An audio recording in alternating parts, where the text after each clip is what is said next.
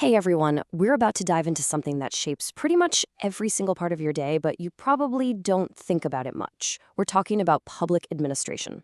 Yeah, I know, sounds a little dry, but trust me, it's the invisible engine that keeps our whole society running. And today, we're gonna pop the hood and see how it all works. So, have you ever wondered who actually decides where your tax money goes?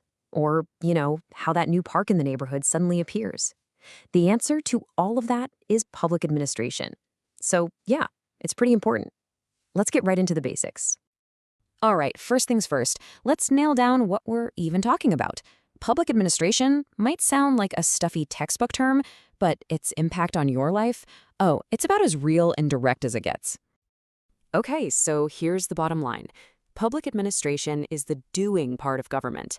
You see, politicians and lawmakers, they can dream up policies and pass all the laws they want, but it's the public administrators, we're talking city managers, department heads, all those public servants. They're the ones on the ground with a massive job of turning all those abstract ideas into real, tangible services that you and I use every single day. Now, one of the best ways to really get what makes public administration so unique is to put it side by side with its cousin from the private sector, what most of us just call business. I mean, they both involve management, right?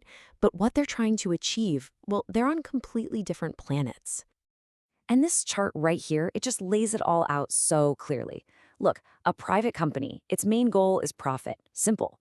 It answers to its shareholders, and success is all about the bottom line, revenue. But switch over to public administration. The goal is the public good. The accountability, it's to us, the citizens. And success? Phew, that's measured in these much more complex, trickier things like equity, justice, and social stability. Think about it like this. Launching a new soda is all about winning in the market. But making sure every single person in a city has clean, safe drinking water, that's not about profit. That's about a fundamental human right. And here's something you gotta understand. This field is not stuck in the past, not at all. As our society changes, public administration has had to change right along with it, constantly adapting its playbook to meet new challenges. And you can actually see this evolution happen in a few distinct ways. So way back in the day, the big idea was to create a government that was like a perfect machine, super hierarchical, ruthlessly efficient, and totally neutral.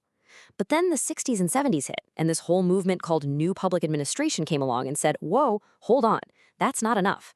Government can't just be an efficient machine. It has to be actively working to make society fairer, to promote social equity, and to actually listen to its citizens. And today, it's evolved even further.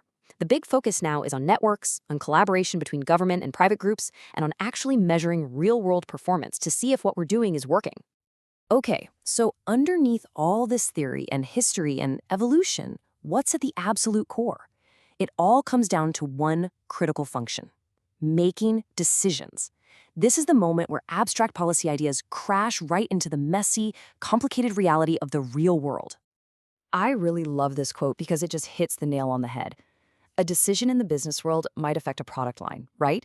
But a decision in the public sector, man, that can impact millions of lives. So administrators have to think about more than just what's the best choice. They have to figure out how to build a path that everyone can and will actually use. And this decision-making, it's not just a gut feeling. It's not random. It actually follows a pretty clear, structured process. You start by figuring out exactly what the problem is. Then you analyze all the different ways you could solve it. Crucially, you consult with everyone who has a stake in the outcome, the stakeholders. Only then do you make the choice, put it into action, and then, and this part's really important, you circle back and evaluate it to see if it actually did what it was supposed to do. But here's the real kicker. None of it, happens in a neat little bubble.